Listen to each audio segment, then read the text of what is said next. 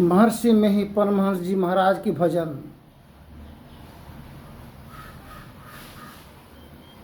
घट बीच अजब तमाशा,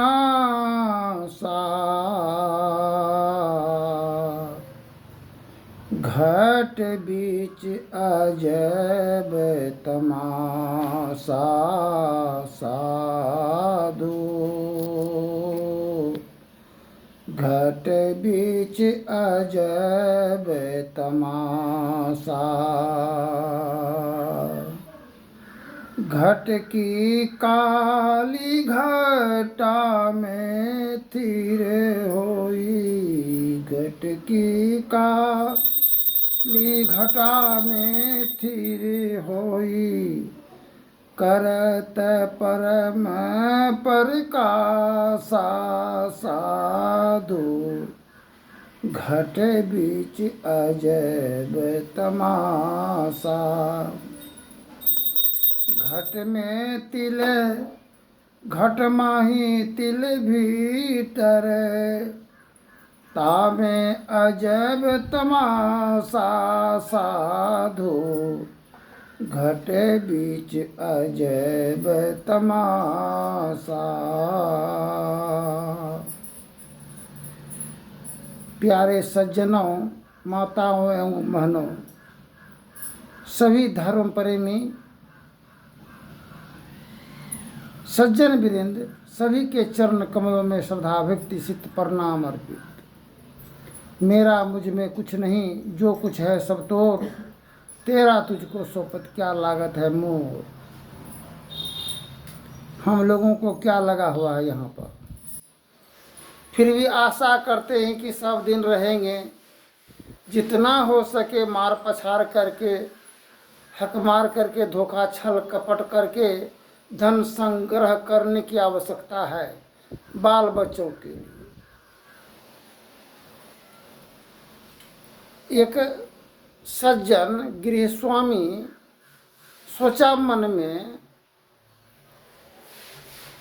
दो चार पुत्र था उनको, किंतु मुख्य दो को माना जाए तो सोचा मन में एक ठो को दीक्षा दिला देते हैं, गुरु कर देते हैं, दीक्षा दिला दिया एक ठो को।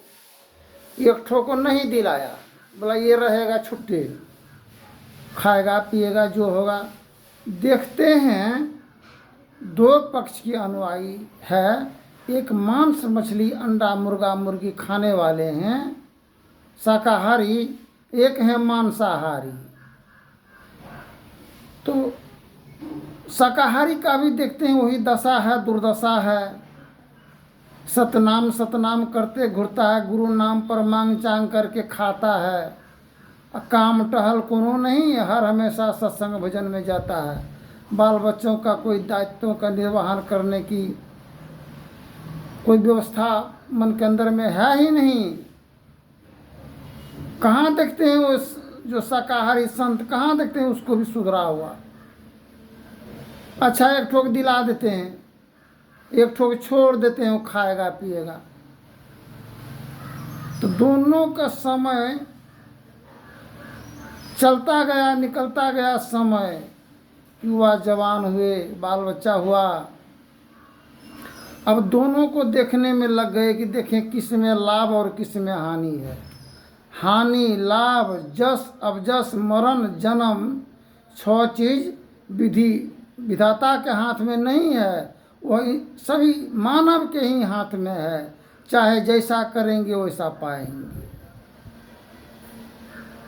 इसलिए कहें लंका निश्चर निकट निवासा, वहाँ कहाँ सजन के वासा। राम सिया राम जय राम। तो जो साकट छोड़ दिया था उसको किसी से कोई मतलब नहीं, आए गए कुटुंब बाप माय किसी से कोई मतलब नहीं, अपना खाना है मांस मछली, अपना राम नाम जपना है। अब पराया माल अपना है, जितना हो सके लूट के ला के घर भरो। सबका हक मार करके, शोषण करके, भाई का, बहन का, माँ का, बाप का, सबका लहू चूस चूस करके अपना महल बनाना, अपना काम आगे बढ़ाना। आए गए किसी से कोई ताल्लुकात मतलब नहीं, जबकि माता पिता, आए गए कुटुंब परिजन सभी भगवान के समान होता है। वो तो राक्षस है, तो राक्षस को भगवान से क्या लेना देना है। इसलिए हनुमान चालीसा में लिखा है, अष्ट सिद्धि नवनिधि के दाता, जय जय जय विक्रम बजरंगी, कुमति निवार सुमत के संगी। कुमति का निवारण कैसे होगा? अष्ट सिद्धि नौ निधि के दाता बजरंग बली, राम कृष्ण नौ निधि के दाता हैं। काली, दुर्गा, लक्ष्मी, सरस्वती, पार्वती आदि इत्यादि, वो नौ द्वार की दाता है। नौ द्वार में अंधकार है, और दसम द्वार की दाता दानी है गुरुदेव। जिस प्रकार मालिक अगर नहीं रहे, नौकर हो, तो नौकर का जो काम नहीं कहिएगा करने के लिए, वही काम अपना मर्जी से करते चले जाएगा। उसको पता ही नहीं है जीवन के संदर्भ में कि क्या करना उचित है, क्या करना अनुचित है, करते चले जाएगा। उसको क्या पता है अंधकार में कौन है कि नहीं है, क्या होगा कि नहीं होगा। इसलिए अंधकार प्रकाश वो शब्द पट रहे, जीव पर हैं छा रहे, कर दृष्टि धुन योग साधन ये हटाना चाहिए। इसके हटे माया हटेगी, प्रभु से होगी एकता, फिर देवता दैत्य नहीं रहेगी। असमन मंदिर चाहिए, पाखंड अहंकार तजी निष्कपट हो, दीन हो, सब कुछ समर्पण कर गुरु सेव करनी चाहिए। सत्संग नित और ध्यान नित रहिए, करत संलग्न हो, बेविचार चोरी ने सहनसा झूठ तजनी चाहिए। तो जो राग छोड़ दिया राक्षसवा को, खाने पीने वाला को, वो तो बापों को नहीं गुदानता था, मार पछार, गाली गलौज, नौकर चोर, मतलब उसको घर, अपना ही घर में उसको जीना दुश्वार कर दिया। तब सोचा गिरी स्वामी सज्जन, कुछ भी है लेकिन संत सज्जन और दुर्जन में जमीन आसमान का अंतर है। जो गुरु का दीक्षा लिए हैं, जो ध्यान साधन करने लगे हैं, संत महात्माओं के संगति में आने जाने लगे, विचरण करने लगे हैं, आस्ते आस्ते करत करत अभ्यास जरमति होत सुजान, रसरी आवत जात सिल पर परत निशान। आस्ते आस्ते उसका मन का मैल, दुर्विकार, दुर्गंध, दुविधा, संशय, विषय दूर हो जाता है। जीवन का परम कल्याण और जीवन का विकास होता है। कुमति का निवारण, सुमति, कुमति है नौ द्वार में, अब बजरंग बली का वास है नौ द्वार में, सुमति का वास है दसम द्वार में। तो कैसे करेगा सुमति कर संगा? रात दिन तो अष्ट करते रहे, स्तुति प्रार्थना मंदिर में जा कर के घंटा घंटी बजाते रहे, अब पूजा पाठ फलाहार उपवास करते रहे। कई ठो के घर में झंझट समस्याओं का निवारण समाधान हो सका।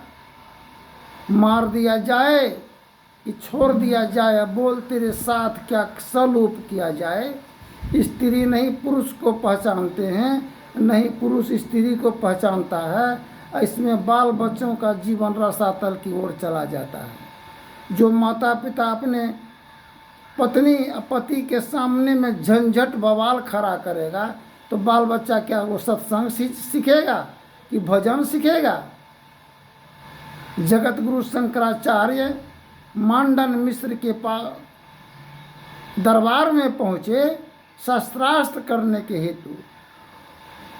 गांव समाज से पूछे कि भाई मांडन मिश्र का घर कौन ठो है। जगत गुरु शंकराचार्य जी पूछे, बोला जाइए ना, जगत मांडन मिश्र जो है उसका जो सुगा है, पक्षी, चिड़िया, पक्षी सभी मंत्र जाप का उच्चारण करते हैं, वही समझ लीजिए वही घर उसका होगा। गए मांडन मिश्र के दरवाजे पर जगत गुरु शंकराचार्य, तो चिड़िया, चुनमुन, पशु पक्षी सभी मंत्र जाप का उच्चारण करता था, क्योंकि उसका गृह स्वामी रिद्धि सिद्धि का मंत्र जाप का उच्चारण करते थे। कभी कोई कटु वचन, अप्रिय विचार दाम्पत्य जीवन परिजनों के सम्मुख नहीं व्यक्त किए। सब दिन वो धर्म का पाठ करते रहे, तो पशु पक्षी भी वैसा ही शिक्षा प्राप्त किया।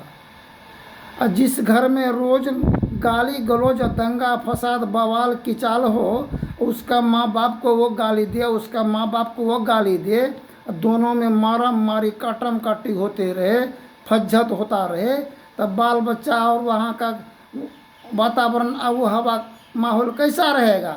वैसा ही रहेगा गाली गलौज वाला। उस घर में शांति कहाँ से मिला? इसलिए कहे लंका निश्चर निकट निवासा, वहाँ कहाँ सज्जन की वासा। एक ही माता पिता के उदर से, कोख से पुत्र तथा पुत्री का जन्म होता है। जिस प्रकार जटायु और संपाति के संबंध में कल बोलेंगे, भाई तो दोनों था, लेकिन दोनों में ऐसा कटाक्ष था, एक था संत, एक था मांसाहारी। दोनों में जब घमासान युद्ध चलता था, हनुमान जी प्रकट हुए वहाँ पर। अब दोनों का समस्या निवारण समाधान के लिए आगे के प्रसंग बोलेंगे। धन्यवाद। जय हिंद, जय भारत।